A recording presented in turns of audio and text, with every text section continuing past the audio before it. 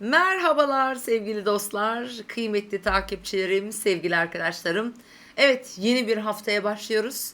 25 Eylül haftasına ve bu hafta bizi neler bekliyor onlardan bahsedeceğiz ama şu an bu kanala ilk defa denk gelen bir arkadaşımız eğer bizi izliyorsa hoş geldiniz diyoruz. Ben Deniz Altın, Deniz Altın Astroloji kanalındasınız. Kanalımıza abone olmayı, yorumlarımıza bir beğeni bırakmayı, destek olmayı unutmayın diyelim. Çünkü beni izleyen sürekli arkadaşlarım, takipçilerim zaten bunu sizler yapıyorsunuz. Hepinize mutlu, bol şanslı, keyifli bir hafta dileyerek bu hafta 25 Eylül haftasında bizi neler bekliyor? Nelere dikkat edeceğiz? En şanslı burçlar hangileri? Onlardan bahsedeceğim ama önce bu hafta günlere göre önemli tarihlerde önemli gelişmeler olacak. Onlardan bahsedelim. Hani gün gün mesela. Şimdi evet, öncelikle pazartesi ve salı, çarşamba günün ilk saatlerine kadar. Ay nerede? Kova burcunda. Ve burada sosyal ilişkilerimizi, dostane ilişkileri, sevdiğimiz insanları, arkadaşlarımızı, sosyal ilişkilerimizi gündeme getirecek bir enerji aktif olacak. Biraz daha olumlu bakabilir, daha pozitif olabilir, daha hareketli olabilir. Bir de bu hafta boyunca Merkür artık düz hareketli arkadaşlar Başak Burcu'nda. Üstelik de hemen pazartesi günü kesinleşen bir Venüs Uranüs karesiyle birlikte Merkür Jüpiter üçgeni var. Çok şanslı bir açıdır. Mental olarak düşüncelerimizi aktarmak için, doğru hamleler yapmak için çok mantıklı, becerikli ifadelerle böyle kendimizi birilerine anlatmak için çok çok çok önemli bir açıdır. Uzak hedeflerimize yenilerini eklemek ya da önemli bir görüşmeyi, bir konuşmayı, bir fikrimizi beyan etmeyi istediğimiz kişiler, işler, projeler, seyahatler, efendim bu eğitim, ticari anlaşmalar. Burada sosyal platformlar da çok önemli tabii ki. İşte yayıncılıkla ilgili konular. İşte bunlar yazılı sözlü her türlü olabilir. Reklam ve medya ile uğraşanlar için çok güzel bir enerji. Pazartesi günü kesinleşiyor ama etkileri Perşembe gününe kadar devam edecek. Lütfen unutmayın. Özellikle şimdiden burada belirteyim. En güzel etkiyi tabii ki toprak elementinde oluyor bu Merkür Jüpiter üçgeni. Başak ve Boğa aksında 14 derece ve öncesi yakınlarında ve birkaç derece sonrasında da yerleşimimiz olsa etki alırsınız bu arada. Eğer yükseleniniz toprak elementindeyse burada ben hemen sayayım onları sizlere. Başaklar, boğalar, oğlaklar yükseleniniz olur, güneşiniz olur, ayınız olur, venüsünüz olur. İşte atıyorum Plüton'uz olabilir. Çok önemli gelişmeler yakalayabilirsiniz. Fırsatlar getirir, para getirir. Önemli işlere imza attırır. Bakın artık retrolar bitti. Ve bu hafta ayın fazı büyüyor ve dolunay fazına doğru gideceğiz. Yani hafta sonunda bir koç dolunayı var. Eğer hareket etmeseniz de bir başlangıç yapmak için gerçekten çok güzel enerjiler var. Yani bu haftanın belki de en şanslı burçları olabilirler. Dediğim gibi toprak burcunda önemli yerleşimleri ya da birden fazla mesela bir stelyum olan biriyseniz eğer güzel etkiler alıyorsunuz. Ve ikinci olarak artık Güneş Terazi burcuna geçti. Şimdi terazi demek anlaşma demektir. Tüm ilişkilerimiz için aynı şey geçerli. Sadece sosyal ilişkilerimiz değil, evliliklerle, ortak işleri yürütmekle, ki ortak işler evlilikler için de çok güzeldir bu toprak üçgeni. Yani daha kalıcı sonuçlar getirir. Uzun vadeli sonuçlar getirebilir. Bir de her şeyden önemlisi hani Merkür böyle Başak'ta işte Jüpiter'e üçgeni var. Bu şu anlamada geliyor. Merkür burada çok güçlü olduğu için daha sağlıklı düşünebiliriz. Daha böyle nasıl diyeyim detaylara dikkat ederiz. Gözümüzden hiçbir şey kaçmaz. Daha teknik düşünürüz. Dolayısıyla da gerçekten önemli olacaktır. Bu haftanın böyle biraz daha böyle dikkat etmesi gereken konularından bir tanesi, en önemlisi ise arkadaşlar Uranüs Venüs karesi. Şimdi Uranüs Venüs karesi zaten uzun zamandır yaşadığımız, çünkü Venüs retro iken de Uranüs Venüs karesini yaşadık. Biliyorsunuz yaz boyunca burada retroydu ki özellikle burada da tabii sabit grup burçlar çok zorlandılar bu anlamda. Onlar da kimlerdi? Akrepler, boğalar. Biz bunları daha çok etkiledi tabii ki ve onun yanı sıra biraz daha aslanlar tabii ki. Bu karede aslında başlamış, daha öncesinde gündemimizde yer alan, bizi zorlayan ki ilişkiler olur ki birçok mesela boğalar için sosyal ilişkilerinde, aile içi ilişkilerde zorluklar çıkardı. İşte akrepler için özellikle ortaklı işlerde veya evliliklerde birazcık daha zorladılar bu kare onları. Diğer yandan en fazla aslında etkiyi alanlardan bir tanesi de boğalar, aslanlar ve kovalar oldu. Şimdi aslanlar ve kovalarda yine ilişkiler aksında burada zorlandılar. Kendilerini ifade edemediler, yanlış anlaşıldılar. Belki maddi kayıplara da uğramış olabilirsiniz. Çünkü Merkür retroydu, Venüs retroydu. Zordu. Şimdi bu kare tam tersine bazı kayıpları telafi etmek için de çalışabilir. Ama doğum haritası çok zor etkiler alıyorsa, derece olarak özellikle burada tabii dikkatli olmak gerekiyor. Mesela bir karar verdirir. Süren konularda biraz telora etmek istediğiniz veya geri çekildiğiniz, belki biraz beklemeyi tercih ettiğiniz durumlar varsa, bunlar dediğim gibi her anlamda olabilir. Para da burada çok önemli. Bu anlamda biraz zorlu olabilir. Şimdi hangi günler zorlu olur? Pazartesi, salı. Ay Kova burcunda olacağı için bu kareleri tetikleyecek. Ne yapacak? Uranüs Venüs karesini tetikleyecek ve bizim hayatımızda da böyle bazı beklemediğimiz durumları getirebilir. Bunlar genel olarak beklenmeyen şeyler hayatımızda bizi, kafamızı karıştırır. Biraz şok oluruz açıkçası. O yüzden özellikle sabit grup burçlar için söylüyorum bunları lütfen. Aslanlar, kovalar, akrepler, boğalar için ve yükselen burcunuz buralarda ise böyle aniden gelen, gündemimizi değiştiren bu iş olabilir. Ki işle ilgili olabileceğini düşünebiliriz. Çünkü bir anlaşma olabilir. Çünkü Güneş Terazi burcunda bir evlilik olabilir. Bir ortaklı iş sürüyordur veya yeni bir proje üzerine çalışıyorsunuzdur. Aniden burada bir gelişme olur mesela. Biri vazgeçer, parada anlaşılamaz. Diğer etik, mesela adil, adaletle ilgili konular. Çünkü Güneş Terazi'de bir haksızlığa tahammül edemezsiniz vesaire vesaire. Bunların örnekleri çok fazla olabilir. Buralarda beklenmeyen etkiler olabilir. Pazartesi, salı günü sabit grup burçlar lütfen dikkat edin. Ama pazartesi, salı günü mesela teraziler, ikizler için güneşi burada olan, ayı, yükseleni burada olan dostlar, sizler için daha pozitif bir iki gün olacak. Özellikle sosyal platformlarda dostane ilişkiler, el sıkışmalar, yeni anlaşmalar, beklemediğiniz sürpriz gelişmeler yaşayabilirsiniz.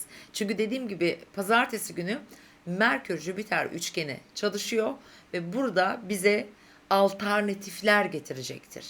Ya da şöyle de söyleyebiliriz. Mesela yine bir gündeminizi düşünün. 3 aydır üzerinde düşündüğünüz bir konu düşünün. Hiç aklınıza gelmeyen bir detayı, bir ayrıntıyı fark edebilirsiniz. Çünkü Merkür Başak'ta detaylarla çok alakalıdır. Gözden kaçan durumlarla. Bu bir fırsat da olabilir ya da daha öncesinde önemsemediğimiz başka bir durumu tekrar değerlendirmek için fırsatlar verir. Bu arada bu hepimiz için geçerli. Yani burada tüm burç grupları için bu geçerli. Bunu değerlendirmek lazım aslında. Evet, çarşamba gecesine geçiyoruz ya hemen. Gece 2 sıralarında Ay Balık burcuna geçecek. Şimdi Ay Balık burcuna geçince çarşamba, perşembe, cuma gününe kadar olan süreçte tabii ki su gruplarını daha olumlu etkileyen ama hepimiz için şunları getirecektir. Satürn'le buluşacak. Satürn sorumluluklar, disiplin, özellikle çarşamba gün için söylüyorum. Kararlar, olması gereken konuları olması gereken zamanda hayata geçirmek için. Ancak bakın Neptün'ün karşısından geçecek bu 2,5 gün boyunca. Aynı zamanda Neptün'le kavuşacak, pardon. Merkür'ün karşısından geçecek, kafamızı karıştıracak, aklımızı bulandıracak, bizi yanılgıra düşürebilecek de durumlara lütfen dikkat edin. Çarşamba, Perşembe gününe kadar, aslında Cuma gününe giriş saatleri içinde geçerli. Çok önemli kararlar almak üzere bir durumunuz varsa bu tarihlere denk getirmeyin, ama ben size tam tarih vereceğim.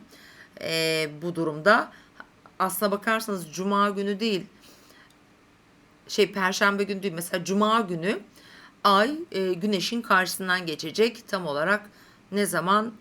11 sıralarında. Perşembe gününe baktığımızda sabah saatlerinde.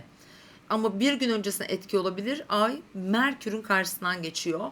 Sabah 7 ile 10 arası. Yani Perşembe günü sabah 7 ile 10 arası bizi aklımızı karıştıracak durumlara düşürebilir. O yüzden Perşembe günü güzel bir gün, ama sabah saatlerini değil, öğleden sonraki saatlerini kullanın. Çünkü bu haftanın, yani 28 Eylül Perşembe günü en güzel, bizi daha rahat sonuçlara taşıyacak, yeni kararlar aldıracak bir gün. Çünkü Ay artık Zodyan son burcu olan Balık'ta ve bakın sayıyorum arkadaşlar, Ay'ın Plüto'ya, Uranüs'e, Ay Jüpiter'e güzel açıları var, ama dediğim gibi zorlayıcı açıları da var. Günlük yorumlarda bunları daha detaylı takip edebilirsiniz. Evet, bu arada Cuma gününe geçtiğimizde Ay saat 03:17'de artık Koç burcuna geçecek. Koç demek dolunay fazı demek. Çünkü dolunay yaşayacağız Cuma günü saat 12:57'de. Dolunay tam olarak Güneş'le karşıtlık yapan Ay, Venüs-Uranüs karesinin kesiştiği ve tetiklendiği bir gün. Cuma günü çok ani, hızlı, sabırsız, çok aceleci bir gün olacak. Çünkü Koç burcunda, işte cumartesi pazar için de aynı şeyi söyleyelim. Pazar günü gece 03'te 03:17'den sonra artık Boğa burcuna geçecek. O yüzden biz tam olarak Cuma ve Cumartesi ve Pazar, Cumartesi gece saatlerini baz alalım. Şimdi şurada dikkat edin. Bu haftanın ikinci güzel gününü söylüyorum. Cumartesi Merkür Uranüs üçgeni ve Ay Venüs üçgeni var. Öğleden sonraki saatler bilhassa, eğer ki yine destek istiyorsak, önemli bir ilişkiyle ilgili çözülmesi gereken bir durum varsa, bir harekete geçmemiz gerekiyorsa, bu ilişkiler için olacak, iş için olacak, kariyerle ilgili olacak, kendimizi ortaya koymak istiyorsak eğer, gerçekten yeniliklere açık olun. Yeni fikirler, yeni düşünceler, yeni vizyonlar sahibi olabiliriz. Akşam saatleri cumartesi günü özellikle çok çok çok güzel, zihninizi güzel çalıştıracak bir enerji var arkadaşlar. Hani genel olarak hafta ikinci yarısından sonra gerçekten çok hızlı ilerliyor. Dolunay bizlere neler getirecek? Tabii ki biraz zorlayıcı, ani kararlar aldıracak. Uranüs Venüs karesini düşündüğümüze göre başlangıçlar yapan arkadaşlar aniden sonlanmalarda getirebilir. Bu nerede çalışır biliyor musunuz? Bu Venüs retrosunda, yaz, Temmuz-Ağustos aylarında, aynı zamanda tabii yaz boyunca, eğer yeni bir ilişkiye başladıysan, yeni bir karar aldıysan, yeni bir girişimde bulunduysan, bakın bu hafta bazı şeyleri sonlandırabilir. Uranüs Venüs karesi yaz döneminde 3 aydan ondan bahsettim. Girişilen konularda sonlanmalar getirebilir. Bunlar evlilikler bitebilir, iş ortaklıkları bitebilir. Aniden gündemimize değişik konular gelebilir. O yüzden tabii biraz da kadersel etkiler de var işin içerisinde. Dikkat etmek gerekiyor. Ama şurada mesela önemli bir açıklama daha yapalım. Buradaki hani ilişki, çünkü Venüs Aslan'da sabitti, ama şimdi terazide bir Mars var. Güneş terazi burcunda. Aslında böyle daha rahat, el sıkışarak, daha dostane, hani hayatımıza böyle açık kapılar bırakmamız gerekiyor bu hafta. Eğer böyle bir durum yaşıyorsanız, ki Sabit grup burçlar buradan daha çok etki alacak ama hafta sonu bunu yaşayacak burçlar arasında tabii ki koçlar birinci derecede, teraziler ikincide, oğlaklar, yengeçler 3 ve 4 oluyor. Yani bu haftanın ikinci yarısında daha çok öncü grup burçlar bu dinamikleri yaşayabilir. Bir evlilik olur, bir işle ilgili konu olur, bir satın alma ile ilgili olabilir, bir kredi ile ilgili olabilir vesaire. Daha nasıl diyelim mantıklı ilerlemek lazım. Böyle aniden gündemimize gelen konularda da sürpriz şeylere bekleyin. Yani hazır olun açıkçası öyle söyleyebilirim. Şimdi bu hafta burçlara geçiyorum. Mesela Koç ve yükselen burcu Koç olan dostlar. Pazartesi, Salı. Sizin için sosyal platformlar gündemde. İşte ilişkileriniz, arkadaşlarınız, dostlarınız, davetler, projeler, böyle yeni adımlar, boy gösterebilirsiniz bakın. Öne çıkabilirsiniz, dikkat çekebilirsiniz. Burada aslında geri çevirmeyin bazı planları. Aynı zamanda ilişkiler de gündeminizde olacak. Bir tanışma veya bir yeni başlangıç adım atmak için güzel. Eğer çarşamba gününden sonrasını ben kullanacağım, önemli işlerim var diyorsanız çarşamba ve cuma arası biraz geri planda kalabilirsiniz. Aklınızı karıştıracak konularla biraz durabilirsiniz. İçsel olarak da, duygusal olarak da kendinizi hani nasıl derler kıstırılmış hissediyor olabilirsiniz. Hani adım atmakta zorlanabilirsiniz. Çünkü ay güneşin Merkür'ün karşısından geçecek. Merkür de burada önemli. Biraz psikolojik olarak zorlayabilir sizi. O yüzden sevgili koçlar hafta sonu cuma gününden itibaren bir yanlışlık yapmayalım. Ben bir daha bir bakayım arkadaşlar bir saniye. Aynen cuma gününden itibaren cuma ve cumartesi günü sizin için eğer çok önemli kararlar vereceksiniz işte tam dolunay bir de 6 derecelerde bir yükselen olan koçsanız zaten bu hafta önemli hafta sonu önemli kararlar alıyorsunuz. İlişkilerde alabilirsiniz bunu. Ya da ilişkilerde bazı dengeleri kurabilirsiniz. Yani cuma cumartesi sevgili koçlar sizin için önemli. İlişkilerde destek alacağınız bir hafta sonu olacak aynı zamanda. Ama önemli bazı gelişmeler bekliyor sizi. İşte olur, ilişkilerde olur. Yani bu hafta sonu koçların ve terazilerin hafta sonu olacak aslına bakarsanız. Fakat Uranüs'e bakıyoruz. Ani para girişleri çıkışları olabilir. Para kazançları gelebilir. Hafta başında mesela sürpriz bazı iş anlaşmaları gelebilir. Maddi konuda destek alıyorsunuz. Yani böyle bir önemli bir haftadasınız. Lütfen haritanıza bakın sevgili koçlar. Hafta sonu özellikle sizin için çok önemli olacak. Hafta içinde çarşamba, perşembe motivasyonunuz düşük olabilir. Lütfen dikkate almayın, kendinizi bırakmayın. Çünkü çok güçlü bir hafta sonuyla gerçekten önemli olaylara, durumlara gireceksiniz. Kararlar alacaksınız değerli koçlar. Bu arada yönetici gezegeniniz de terazide olduğu için yani ilişkileri de dengede tutmak için biraz çaba harcayacaksınız diyebilirim. Evet geldik boğalar ve yükselen burcu boğa olan dostlar. Şimdi boğalar için bu haftanın ilk 2 günü çok çalışacaksınız sevgili boğalar. Yani kariyer, hayatınızın her alanı, dikkat gerektiren konular, işle ilgili olacak bakın. Emek verdiğiniz tüm alanlarda önemli gelişmeler sizi bekliyor. Çünkü geçtiğimiz 2,5 sene etki alan bir transit, kova transiti bu 2 gün Venüs'ün Uranüs'te olan karesini etkileyecek. Mesela işle ilgili gelişmeler bekleyebilirsiniz. Ailevi konularda bir takım haberler gelebilir. Durum değişiklikleri olabilir ama işle ilgili, kariyerle ilgili, hayatınızın tümünü ilgilendiren konularda bir takım güzel gelişmeler de bekleyebilirsiniz. Tabii bu 2 gün hani Mars'a da güzel açısı var ayın, enerjiniz çok dinamik olacak, sağlık, günlük hayat, toparlamanız gereken tüm konular, geri kalmış konular için değerlendirin. Gerçekten aslında önemli ve güzel diyebiliriz. Ancak ay tabii ki Kova burcunda burada Venüs'ün karşısından geçiyor. Oradaki dengeyi de iyi sağlamanız gerekiyor. Aniden değişen koşulları ayak uydurmanız gerekebiliyor. Sürpriz haberler duyabilirsiniz. Kendinizi yenilemek, kendinizi geliştirmek için yeni kararlar alabilirsiniz. Gerçekten kovalar içinde, bu boğalar içinde haftanın ilk iki günü önemli olacak. Çarşamba, perşembe ise daha sosyal bir hafta içi oluyor. Biraz dostane ilişkilere önem vereceksiniz. Arkadaş, eş, dost kavramı daha önemli olacaktır. Bu iki gün özellikle mesela çocuklarınız, aşk hayatı, ondan sonra sosyal ilişkilerinizi alacağınız kararlar olabilir. Şu anda tam bu anda tabii hem Güneş'in aynı zamanda hem Mars'ın para dinamiklerinizde güzel etkileri var.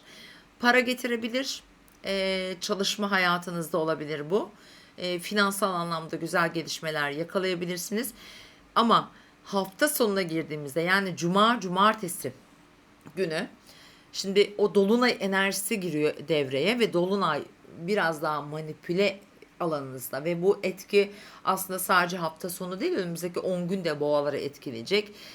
Daha düşünceli, biraz içe kapanık, biraz kendinizi engellenmiş, istediğiniz anda hareket edemeyeceğiniz, belki biraz daha içsel dünyanıza çekileceğiniz bir hafta sonu sizi bekliyor. Aradığınız huzuru, dengeyi daha kolay sağlayabilirsiniz. Şiron da orada kendi yaralarınızı, geçmiş yaralarınızı şifalandırmak için çok güzel bir zaten süreçte sevgili boğalar bu anlamda değerlendirebilirler. Zaten pazar günde artık daha güzel bir süreç başlayacak. Çünkü ay boğaya geçiyor ve ay boğaya geçerek de düşüncelerinizi hayata geçirmek için güzel bir durum söz konusu olacak. Şimdi ikizlere bakıyoruz. İkizler ve yükselen burcu ikizler olan arkadaşlar. Evet, haftanın ilk iki günü ikizler için güzel. Ay Kova burcunda seyahatler, eğitimle ilgili konular, yayıncılıkla ilgili konular, şans ve fırsatlar, dilekler. Ondan sonra yükselen ikizler bu arada daha çok etki alıyor. O yüzden yükselenize göre lütfen takip edin. Seyahatler, akademik konular, ticari anlaşmalar için gayet güzel. Ancak Merkür tabii ki Jüpiter üçgeni burada destekliyor hepimizi. Şunu söylemek istiyorum. Burada aniden bir gelişme de olabilir. Bir planlarda değişiklik olabilir. Diyelim pasaporttur, vizedir, efendim yurt dışı ile ilgili konular varsa bir anlaşma olabilir. Turizmle ilgileniyor olabilirsiniz mesela. Veya bir kariyerle ilgili bir fırsatınız vardır. Eğitimle, yayıncılıkla vesaire. O yüzden bu iki gün burada aniden değişen koşullar sizi etkileyebilir. Ama ben çok olumsuz etki alacağını düşünmüyorum sevgili ikizlerin. Çünkü yönetici gezegenleri Merkür şu anda çok güçlü olduğu bir yerde aile içindeki durumları ya da önemli konuları yönetmek için fırsatlarla da karşılaşacaksınız. Bu iş anlaşmalarına da yansıyor bakın. Düşünce ve fikirlerinizde aniden yenilikler, değişimler olabilir. Ancak aradığınız huzuru, aradığınız dengeyi ya da olmasını istediğiniz konuları çocuklarınızdan bulabilirsiniz. Duygusal durumda mesela aşk hayatı. Aşk hayatı ile ilgili gelişmelerde ya da sevdiğiniz insanlardan bulabilirsiniz. Finansal destekler, yatırımlardan gelebilecek güzel sonuçlar olabilir. Sevgili ikizler bu anlamda aradığınız dengeyi buradan alabilirsiniz. Çünkü hava elementi yüksek ve gerçekten ikizleri güzel etkileyen bir durum olacak bu haftanın içerisinde. Şimdi geldiğimiz şu noktada da özellikle çarşamba perşembe arası daha önemli gözüküyor sevgili ikizler. Sizin için adım attığınız, karar vermek için uğraştığınız, özellikle hayatınızı her ilgilendiren konu için söylüyorum. Bence önemli gelişmeler, daha disiplinli, daha kararlı ve sorumlulukları yerine getirmek adına önemli olacaktır. Çarşamba, perşembe tüm ikizler için çok önemli olacak. Bakın karar vermekte zorlanmış olabilirsiniz. Hala kararsız olabilirsiniz. Çünkü zaten kararsızlıkla ilgili çok element var şu an gökyüzünde. Yani terazide güneş var, Mars var zaten bir kararsızlık unsuru. Ay geliyor balık burcuna bu zaten biraz adanmışlıkla aklımızı karıştıran durumlarla yani ikizler için çarşamba perşembe biraz özellikle mesela üstünden, amirinden, iş ortağından, yeni bir iş teklifinden vesaire bir durum, bir karar varsa biraz durun. Bu 2 günü kullanmasanız daha iyi olabilir gibi geliyor bana. Çünkü Merkür tam bu hani zorlayıcı bir açıda. Balık burcundaki Satürn orada, Ay Balık burcunda gerçekten biraz sizi yorabilir. Danışın, başkalarının fikrini alın. Kendi başınıza karar vermeyin. Olmayacaksa biraz bekleyin diye tavsiye ediyorum. Hafta sonu bakın cuma, cumartesi işte ikizler için önemli bir gelişme. Çünkü bir dolunay hafta sonu yaşayacağız. Dolunay şans evinizde. Aynı zamanda burası fırsatlar getirir. Hiç beklemediğiniz anda bir talep gelebilir size. Burada da işte kendinizi ortaya koyacağınız yeni hayatınıza dinamikler getirecek, yeni enerjiler, yeni insanlar, yeni fırsatlar getirecek bir dolunay yaşayacağız hafta sonunda. O yüzden hafta sonunu bekleyerek belki hafta içinde yaşayacağınız ya da yaşadığınız konuları değerlendirmek için biraz daha doğru bir zaman olabilir sevgili ikizler. Evet geldik. Tabii ki de hemen şurayı değiştirelim arkadaşlar. Yengeç burçlarına, yengeç ve yükselen burcu yengeç olan dostlar. Şimdi bu hafta tabii ki bir su elementi burç olduğunuz için biraz yengeçleri zorlayacak. Haftanın ilk 2 günü özellikle bakın. Pazartesi, salı biraz ödemeler, finansal konularda sıkıntılar, darlanmalar olabilir. Pazartesi, salı günü aile içinden beklediğiniz desteği belki biraz daha gecikmiş olarak alabilirsiniz. Gündeminiz aile, eviniz, yaşadığınız yer, aile içindeki diğer kişiler, ev değiştirmek, bankalar, belki borç, belki kredi gibi durumlarınız olabilir. Burada beklenmedik gelişmeler olabilir. Çünkü bu hafta unutmayalım ki Uranüs Venüs karesi var ve sizin parayla ilgili konularınızı ve pazartesi salı günü daha çok destekliyor. Ama aynı zamanda da zorlayabilir. Yalnız pazartesi günü tabii Merkür Jüpiter'in üçgenle olan desteği de nereden gelir? Kardeşinizden gelebilir bir destek.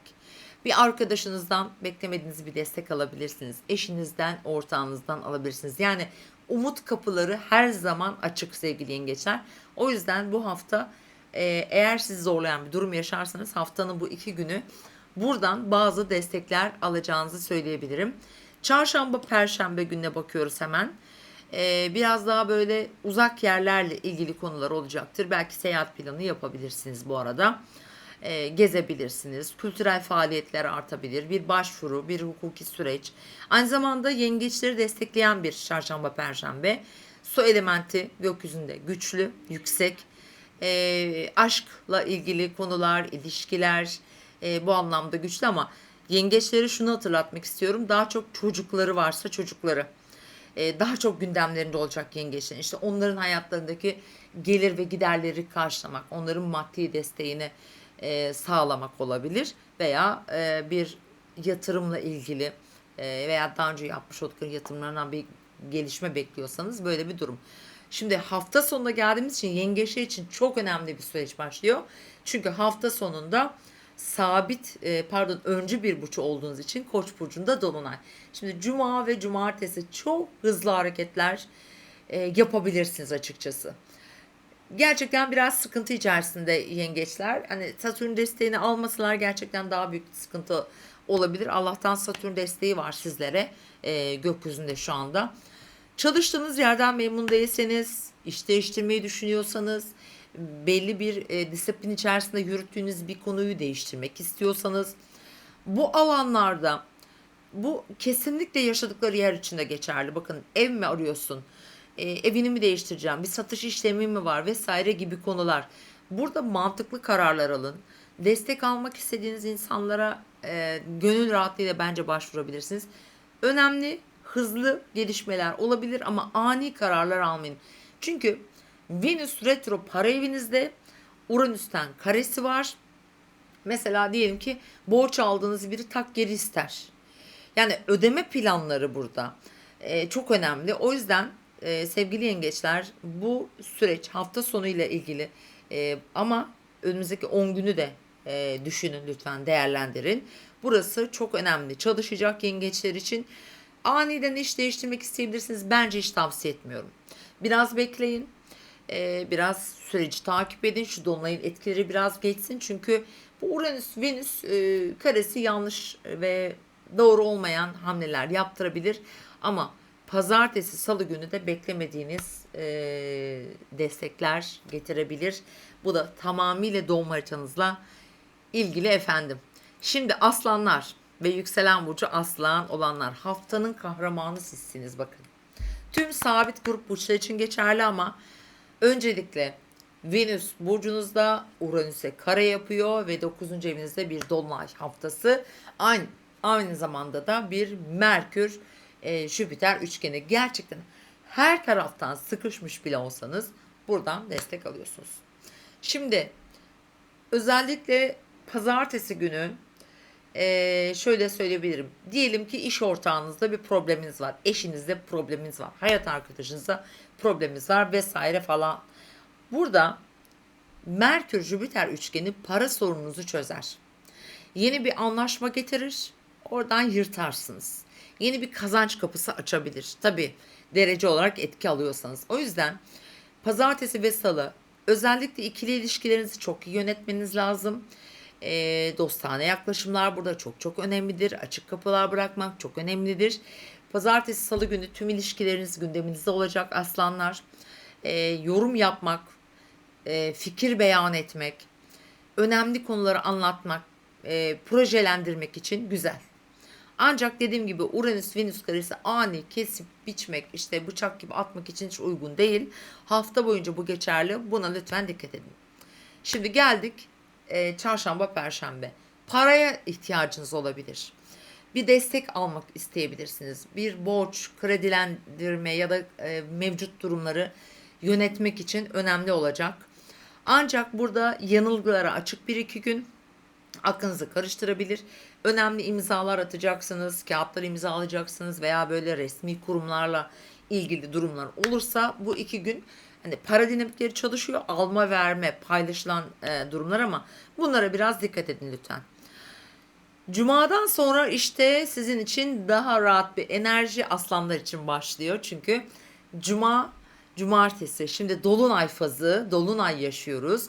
Ateş elementinde ve sevgili aslanlar eğer 6 derecelerde yükseleni güneşi olan bir aslansanız kesinlikle güzel size destek olan harika bir 12 gün sizi bekliyor öyle diyebilirim. Uluslararası alanda, ticari alanda, eğitimle ilgili konularda, gezmek, seyahat etmekle ilgili alanlarda çok güzel destekler alıyorsunuz. Bakın yükselende bir Venüs'ünüz vardır, işte güneşiniz vardır veya bu 9. evde diyelim ki Koç burcunda bir yerleşiminiz vardır. Gerçekten şanslıdır. Yani birçok aslan hayatında onları zorlayan talihsizlikler, şanssızlıklar diyelim varsa bu dolunayla beraber bunları artık kırıyor diyebilirim. Güzel ilerleyecek gerçekten. Ancak dediğim gibi şuna dikkat edin. Özellikle ikinci, üçüncü kişilerle olan diyaloglarınızı çok böyle dengeli, adil yönetmeye çalışın. Sosyal çevreniz çok önemli. Girişimler, başlangıçlar hareket etmek için çok güzeldir. Güzel bir destek alıyorsunuz aslında gökyüzünden. Çünkü güneş de artık terazide. İşte bunlar parayla ilgili de olabilir. Sevdiğiniz insanlar, kardeşlerinizle olan ilişkilerinizde herhangi bir şekilde aniden yönünü değiştirecek bir durumla karşılaşabilirsiniz. Sevgili aslanlar zaten hafta sonu yani pazar günden itibaren de bunların enerjisini ya da etkisini diyelim daha çok göreceksiniz. Değerli dostlar şimdi sevgili arkadaşlar geldik kimlere? Başak burçlarına. Başak ve yükselen burcu Başak olan bir dostumsanız şu an beni izleyen. Şimdi bu hafta Merkür burcunuzda üstelik Jüpiter Merkür üçgeni var. Satürn'den dolayı zorlanan Başaklar. Bu hafta pazartesiden perşembeye kadar bu alanda en şanslı burçsunuz bakın. Çok şanslısınız. Şimdi düşünceler zaten aklınız, fikriniz uzak yerler, eğitim, taşınmak, başka ülkeler, bir ticari anlaşma olabilir veya burada nasıl diyelim kalıcı işlere imza atmak durumunda olabilirsiniz. paraya ihtiyacınız vardır. Ki daha çok aslında aklı, fikri, gündemi para birçok Başak'ın. Dolayısıyla bu üçgen çok faydalı. Perşembe gününe kadar etkili. Lütfen bu alanda değerlendirmeniz, hani özellikle böyle yapmak istediğiniz konuşmalar vesaire varsa değerlendirin. Size fırsatlar, beklenmedik kapılar açabilir. Bir vize işleminiz vardır, pat diye çözülür. Yurt dışı ile ilgili bir bağlantınız varsa aniden çözülür. İlişkilerle ilgili, çocuklarla ilgili, finansal konularla ilgili fırsatlar getirebilir ki özellikle aşkla ilgili de bence destek alan bir burçsunuz. Değerlendirin. Şimdi pazartesi, salı günü dikkat etmeniz gereken şu. Gündeminizde daha çok günlük hayat olacak. Çalışanlar için iş hayatı, birçoğumuz için Başak ve yükselen Başaklar için sağlık, evcil hayvanlar, tabii ki aslında hayatımızdaki koşuşturmalar gündemimizde olacak sevgili Başaklar. Burası öncelikle biraz yediğimize içtiğimize dikkat etmemiz gereken, aldığımız ilaçlara vesaire, içtiğimiz sulara daha çok dikkat etmemiz gerekiyor değerli Başaklar. Bu 2 gün için bahsediyorum. Ancak önemli kararlar almamak önemli olacak. Çünkü burası Uranüs-Venüs karesini tetikliyor. Aniden bir takım işte üstlerinizde olur, çalışanlarınızda olabilir. Yanınızda çalışanlarla ayrı düşebilirsiniz. Fikir ayrılıkları gelebilir. Biraz daha dengeli olmaya özen gösterin lütfen. Çarşambadan itibaren ise değerli Başakların ve yükselen Başakların ilişkileri gündemde olacak. Şimdi ilişkiler dedik, burada çok önemli. Başakların, yükselen Başakların ay buradan geçerken Satürn'e kavuşacak, Neptün'le kavuşacak. İlişkilerde tabii ki önemli adımlar atmış olan Başaklar var bu arada. Yani Satürn buradan geçerken evlilik birliklerini, ortaklık birliklerini daha resmi durumlara taşıyabilir. İşte evlilik verir veya mevcut ilişkilerde daha bir ciddi durumlara getirebilir. Ama buradan Satürn geçerken biraz sorumlulukları arttıracaktır. Yani çarşamba, perşembe günü bir ilişkilerde bir takım dengeleri değiştirecek durumlar yaşayabilirsiniz. Merkür'ün karşısından geçecek, aklınızı karıştıracak durumlar olabilir. O yüzden kararlar alırken veya mesela eşinizle tartıştınız veya ortağınız var, fikir ayrılığı yaşıyorsunuz. Bir takım yanılgıra düşebilirsiniz. Sizin düşündüğünüz gibi olmayabilir. Bakın buralara dikkat etmek gerekiyor. Başaklar için bu hafta bu konu çok önemli. İlişkiler konusu. Ve bu daha çok bence para ilişkileriyle ilgili olacak. Yani konu finansal olabilir, işle ilgili olabilir diye düşünüyorum. Bu şekilde çalışacağını düşünüyorum. Çünkü Jüpiter'in Merkür'le bir üçgeni var. Aynı zamanda Venüs'ün karesi var. Mesela eşinize bir nafaka ödeyeceksiniz veya eşinizden böyle bir talebiniz olacak. Bir mahkemelik durumunuz var. Çok çok önemli olacak Başaklar. Bunları yönetecekler. O yüzden bu haftanın bugünlerine dikkat. Peki Cuma günü Dolunay. Cumartesi günü daha etkili olacak. Bu Başak ve yükselen Başakların kredi getirir, ayrılıklarla ilgili, ortaklı paylaşımlarla ilgili durumlar getirir, finansal durumlar getirir, emeklilik getirir, ödenemeyen finansal kaynakları yapılandırmak için fırsat getirebilir. Aile içi dinamiklerde bir takım dengeleri değiştirecek durumlar getirebilir ama daha çok aslında parasal konuları yöneteceksiniz. Bakın önümüzdeki 10 günde yine Başaklar için bankalar, borçlar, krediler, yapılandırmalar biraz zorlayabilir.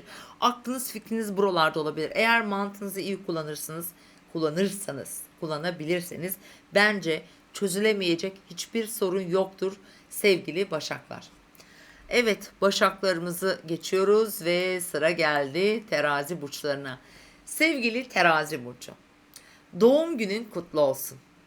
Nice güzel yıllar diliyorum. Çok önemli bir yıldasınız.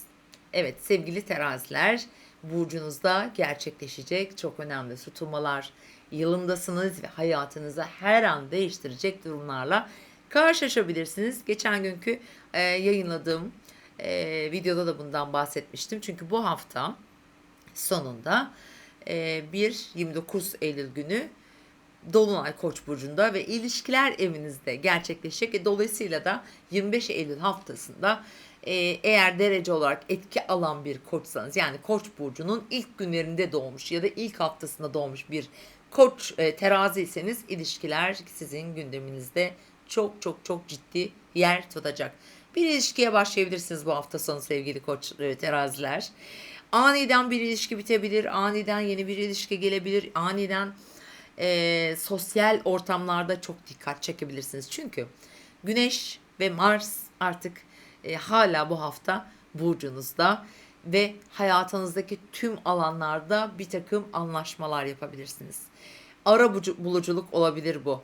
Bazı dengeleri oturtmak için fırsatlar da verebilir. Ancak tabii ki önemli ölçüde de bir takım şeylere dikkat etmek gerekiyor. Şimdi bu haftanın pazartesi, salı günü Ay Kova burcunda ve Terazi burçlarını tabii ki destekliyor.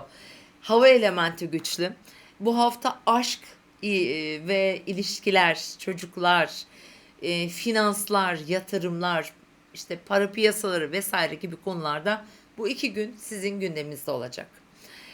Bir takım gelişmeleri takip edebilirsiniz. Yalnız şimdi burada tam olarak Uranüs'ün ve Venüs'ün karesi var. Burada ani bazı gelişmeler de getirebilir. Sevgili teraziler, Venüs çünkü yönetici gezegeniniz. Aniden çocuğunuz diyelim ki bir okula, üniversite diyeyim, kaydını yaptınız, liseye veya daha büyük bir çocuğunuz var. Daha yetişkin ilişkisi var, onun çocuğu var, torunu var vesaire. Buralarda aniden bir gerginlik de olabilir, değişim olabilir, yer değişmeye karar verebilir vesaire gibi durumlar yaşanabilir. Ama genel olarak tüm terazilerin hafta boyunca da etkili bu alanlarda çok önemli gelişmeler bekleyebilirsiniz. Ani kararlar vermeyin lütfen. Bilhassa hafta sonuna kadar vermeyin. Çünkü hafta sonu dolunay yaşanacak. Bu ilişkiler dedik, çocuklarla ilgili de olabilir dedik. Burası birazcık böyle bizi zorlayabilir, aklımızı karıştırabilir. Şimdi çarşamba, perşembe daha çok kendinize, günlük hayatınıza, evinize, işinize ve benzer konulara odaklanıyorsunuz. Ve bu durumlar sizi şöyle bir geriye çekebilir. Yani bir adım atmak istiyorsunuz ama kararsızsınız. Ki terazi burcunda bir Mars da var. Bu kararsızlıklar daha çok gündeminizde olacaktır zaten. Genellikle de kararsızlıklarıyla bilinir terazi burçları. Dönem olarak da öyle bir dönemdeyiz sevgili teraziler. O yüzden dikkat edin lütfen. Sağlığınıza biraz daha dikkat edin yine bu hafta. Çarşamba, perşembe yediğinize, içtiğinize, ayaklarınıza, ayak sağlığınıza biraz dikkat edin. Evet, geldik hafta sonuna. Teraziler gerçekten hafta sonu evlilikler, ortaklıklar, iş ilişkileri, durumları değişebilir. Şifalanabilir bakın. Teraziler için çok enteresan, değişik bir durum. Burası Venüs'ten destek alıyor. Hani bir ilişkiyi desteklemek, bir şifalandırmak için çalışabilir. Ama diğer yandan yine ilişkiden mesela gelebilecek finansal konularda da bir takım kararlar almak durumunda olabilir teraziler, ama hayatının kararlarını da gerçekten önümüzdeki 1,5 yılda da alacağınızı söyleyebilirim. Önemli bir hafta sonu. Bakalım hayat bize ne sürprizler getirecek. Evet, geldik akrep burçlarına. Akrep ve yükselen burcu akrep olan dostlar. Evet, Mars yönetici gezegeniniz şu anda terazide, Güneş'le birlikte 12. evinizde. Biraz düşünüyorsunuz, durdunuz. Ne yapmak istediğinizi biliyorsunuz ancak hala tam olarak karar vermediniz. Yürüsem mi, yürümesem mi, adım atsam mı, atmasam mı gibi durumlar söz konusu olabilir. Ve bu hafta Uranüs Venüs karesi size çat diye bir karar da aldırabilir. Sevgili akrepler, buraya lütfen dikkatinizi çekmek istiyorum. Nereden aldırabilir? Tabii ki dolunay var. Bunlar işle ilgili olacağını söyleyebilirim. Dolunay kariyer evinizi destekliyor. Para evinizi destekliyor. Ancak siz bir durumu iyi yönetmeniz gerekiyor. İlişkilerinizi, ortaklı işlerinizi iyi yönetmeniz gerekiyor. Arka planda bir şeyler varsa, şüpheleriniz varsa, birinden endişe duyuyorsanız, güvenmiyorsanız, güveninizi sarsan birileri olduysa ya da bir durumlar olduysa onları bekliyorsunuz. Ama bunlar varsa tabii ki çıksın. Bu gelişmeler aniden ortaya çıkmadan önce bir şeyleri bilmek, fark etmek önemli olacak. Siz bunları fark edeceksiniz. Sizi kim uyandıracak? Bakın, pazartesi, salı sizin için diyelim ki aile büyükleriniz, evinizde yaşadığınız yerle ilgili konular. Bunlar aile büyükleri olabilir aslında. Bakın, onlar sizi uyandırabilir. Kulağınızı delebilir. İşte der ki mesela annen, baban, ablan, abin, kardeşin, İşte bak, şu kişiye dikkat et. çok güvenme veya temkinli hareket et diyebilir. Demiş de olabilir. Arkadaşlarınız olabilir. Sosyal çevrenize, güvendiğiniz insanlara lütfen kulak verin. Aynı zamanda orada da dikkatli olun. Yani sosyal çevrenizdeki kişilere de özellikle çarşamba, perşembe günü daha dikkatli olun. Evet, dinleyin, evet, okeyleyin ama bir durup düşünün, bir araştırın derim. Çünkü yönetici gezegeniniz Mars şu an sizi tutuyor. Böyle bir kararsızlık dedim ya biraz önceden. Mars terazide, Güneş orada. Tüm aslında odak noktanız önünüzü görmek için kendinize yeni yollar açmak çabasındasınız. Ve bunu eşinizi, ortağınızı, sosyal çevrenizi, aile içindeki kişilerin fikrini de alarak yapmanızı tavsiye ediyorum. Evet, çarşamba, perşembe gününe geldiğimizde ise evet aşkla ilgili, ilişkilerle ilgili güzel bir iki gün destekliyor. Ancak diğer yandan biraz önce de söyledim sizin tüm odağınız şu anda acaba yanımda olan kim? Acaba arkamdalar mı, yanımdalar mı? Arkamdan kuyumu kazıyorlar diye düşünüyor olabilirsiniz. O yüzden bu anlamda lütfen temkinli olun. Hafta sonu ise dolunay zamanı geliyor ve bu dolunay sevgili akreplerin sağlığı, iş hayatı, çalışanları olabilir, evcil hayvanları olabilir, derece olarak etki alıyorsanız tabii ki bu ilişkileri de olabilir bazı akreplerin çünkü dereceler burada önemli biliyorsunuz. Buralar çok güçlü etkiler alıyor. Çok hızlı ani gelişmeler gelebilir. Çünkü Venüs'ten destek alıyor aynı zamanda burası. Para evinizi de destekliyor biraz önce söylemiştim. İşinizi, yeteneklerinizi, sağlığınızı şifalandırabilirsiniz. Güzel de olacağını söyleyebilirim. Ancak dediğim gibi çok iyi inceleyip sık dokuyacağınız bir süreç. Dikkatli olun. Evet, devam ediyoruz ve geldik yaylara. Yay ve yükselen burcu yay olan dostlar. Şimdi bu haftanın aslında şanslılarından bir tanesi olduğunu söyleyebilirim. Aslan burcunda bir Venüs var, destek oluyor. Koç burcundaki dolunay destek oluyor. Bu haftanın en şanslılarından biri sizsiniz. Sevgili yaylar, ilişkide şanslısınız bakın. Hatta ilişkilerde, aşk hayatında, finansal konularda, parada bu haftanın en şanslısı, aslında önümüzdeki 10 günün de en şanslısı sizsiniz. Tüm göstergeler bunu işaret ediyor. Mesela bu hafta başında yaşayacağımız Merkür, Jüpiter üçgeni en fazla para alanınızda sizi destekliyor. İşle hayatınızın her alanında olması gereken, düzenlenmesi gereken, planlanması gereken ne varsa oralarda destekliyor. Seyahatlerde destekliyor. Efendim çalışma koşullarınızda, sağlıkta ki sağlıkta da çok destek alıyor yay burçları. Jüpiter yönetici gezegeniniz destek alıyor Merkür'den gerçekten bu çok önemli. Ama bu haftanın en dikkat etmesi gereken burçlarından biri değilsiniz aslında. Güzel destekler alıyorsunuz. Çarşamba, perşembe günü biraz evinize, ailenize, ondan sonra yaşadığınız yere odaklanıyorsunuz. Belki aile büyüklerin içinde olabilir, iş yerinde olabilir. Kendi düşünce ve fikirlerinizi ortaya koymakta zorlanabilirsiniz. Ama çok da etki alacağınızı düşünmüyorum. Hafta sonu ise bir dolunay gerçekleşiyor. Aşk getirir. Gerçekten eğer etki alıyorsanız ilişki getirir. Çocuk getirir. Bebek haberleri getirebilir. Finansal konuda yatırımların geri dönüşleri güzel olabilir. Güzel iş anlaşmaları getirir. Terfi getirebilir. Sosyal platformlarda, sosyal projelerde destek getirir.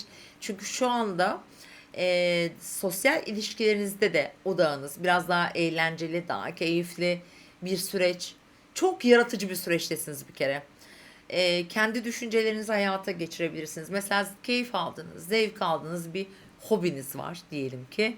İşte onu paraya çevirebilirsiniz. Çocuklarınız vardır. Çocuklarınızın güzel haberlerini alabilirsiniz. Eğitimle, mesleki konularda, okul hayatında gerçekten çok destek alan bir durum. Ve Merkür tam emsinizde olduğu için de böyle tüm alanlarda bir düzenleme yaparsınız. İşinizde yaparsınız. Güzel bir iş teklifi gelir. Güzel bir anlaşma getirebilir.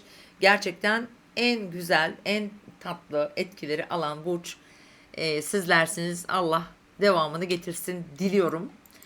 Geldik oğlaklara ve yükselen burcu oğlak olan dostlara. Evet oğlaklar, biraz önce yayının en başında söylediğim gibi bu haftanın Jüpiter Merkür üçgeninden en olumlu etkiyi alan burçsunuz. Gerçekten çok destek alıyorsunuz. Eğer yükseleniniz, güneşiniz, venüsünüz, marsınız vesaire oğlak burcundaysa pazartesi günü çok önemli destekler var. Perşembeye kadar etkili. En fazla şu anda gündeminizde aslında bir ne var? Şöyle söyleyelim. Taşınma mı? Yer değişikliği mi düşünüyorsunuz? Gittiğiniz yerden memnun mu değilsiniz?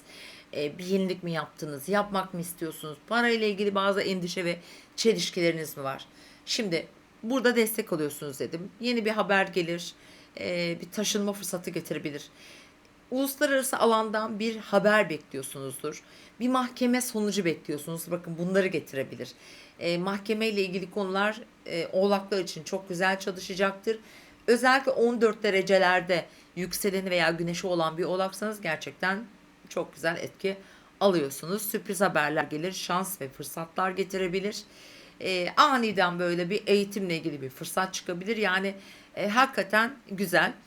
Ve onun yanı sıra tüm oğlaklar için bu hafta boyunca en çok mücadele edecekleri konu ya da gündemlerinde olacak iş.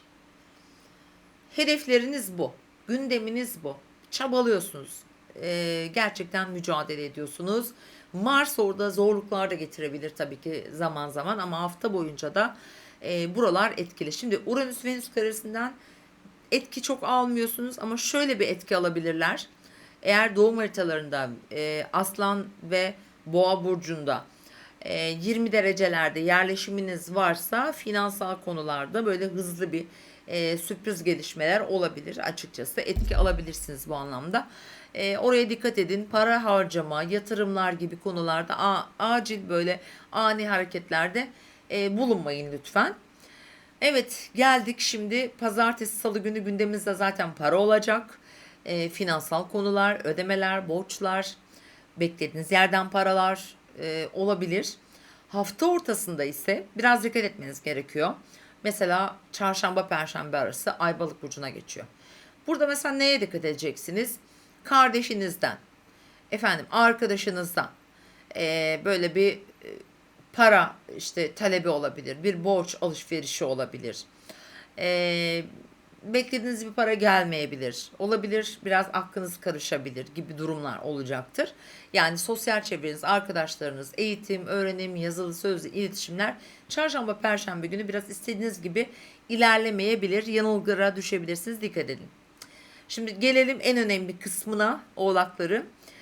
Hafta sonunda bir koç dolunayı var. Öncü bir burçta ve oğlakları çok etkiliyor.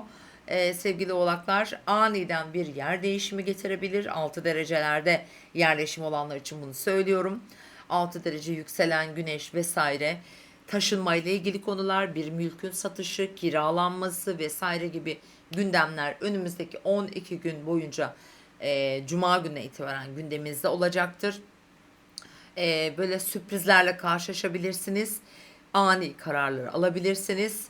Eğer ki doğum haritanızda bir yıla işte düğümlerinizin nerede olduğuna da burada bağlı. Ama genel olarak ben bir taşınma olabileceğini veya bir yer değişikliği ile ilgili beklentisi olan tüm aslında oğlaklar için bu bir dediğim gibi gayrimenkul bu mesleğiniz de olabilir mesela diyelim ki emlak sektöründesiniz böyle bir satışların da arttığı veya bazı böyle satılmasında zorluk yaşanan topraktır benzeri konular bu arada şey de olabilir bu arkadaşlar miraslı bir konu olma ihtimali de var. O yüzden çok çok sizin için önemli. Bir hayatınızı gözden geçirin. Şöyle bir önünüze alın. Mantıklı kararlar verin. Doğru adımlar atın. Merkür, Jüpiter üçgenini değerlendirin ki daha rahat ilerleyebilirsiniz diyebilirim. Evet geldik Kova ve yükselen burcu Kova olan dostlara. Şimdi sevgili Kovalar bu haftanın pazartesi ve salı günü sizin için çok önemli olacağını söylemeliyim en baştan.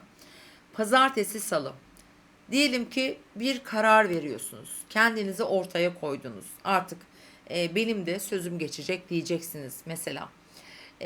Bunlar aile içinde de olabilir. Daha çok ilişkilerinizde olacağını düşünüyorum.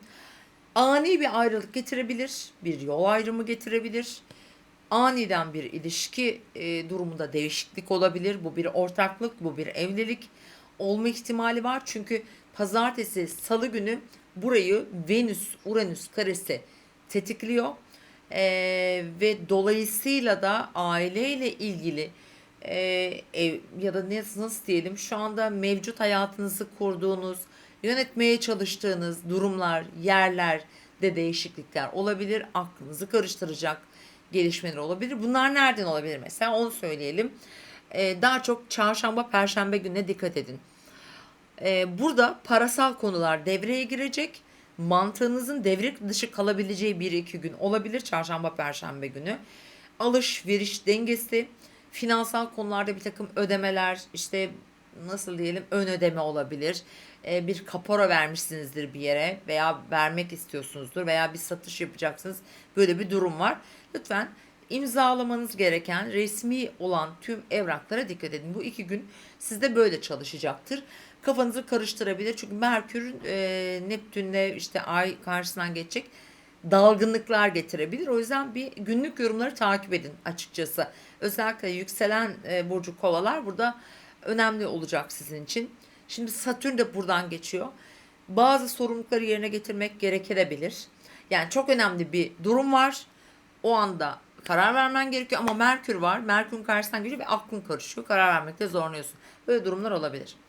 Hafta sonu daha rahat. Yani Cuma günü artık bir dolunay ve dolunayla beraber de daha sosyal bir durum, bir zaman başlıyor kovalar için. Çünkü dolunay destekliyor, bakın. Koç burcundaki dolunay destek yapıyor size. Ortaklı işlere destek yapıyor. Yeni girişimlere, başlangıçlara adım attıysanız çok hızlı bir süratli zaman dilimi olacaktır. Basın, yayın, bir şeyleri duyurmak, mesela sosyal platformlarda çok önde olmak, yakınınızdaki insanlar, çevrenizdeki kardeş, eş, dost, kuzen, komşu, neyse, bu gündemler çok gündeminizde olacak sevgili kovalar. Onlar daha çok gündeminizde olacak ve diğer yandan da sizin en çok gündeminizde olacak, yani bu aslında ay boyunca sürecek. Biraz uzak hedeflerinize kilitleniyorsunuz artık. Kendinizi geliştirmek, eğitim gibi konular yine gündeminizde olacaktır. Seyahatler olabilir. Hukuki süreçler olabilir. Yani kovaların hukuki süreçleri ve mesela ticari konuları, araçlar, yeni kurs almak, yeni bir şeye başlamak için, adım atmak için böyle durumları var. Eğer doğum haritanız etki alıyorsa burada şuna dikkat etmeniz gerekiyor. İlişkilerdeki dengeyi iyi kurmanız gerekiyor. Ama aslında Uranüs Venüs karesi var ama bir yandan Güneş Mars tarafından da destek aldığınız için bence dengeyi kurabilirsiniz. Daha işler yolunda gidebilir gibi geliyor bana aslında. Evet, balıklara geldik sevgili dostlar. Balık ve yükselen burcu balık olan arkadaşlar.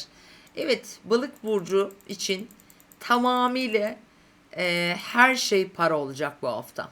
Özellikle haftanın ikinci yarısı. Tüm balık, yükselen burcu balık arkadaşlar. Şimdi 6 derecede bir dolunay hafta sonunda ve para evinizde.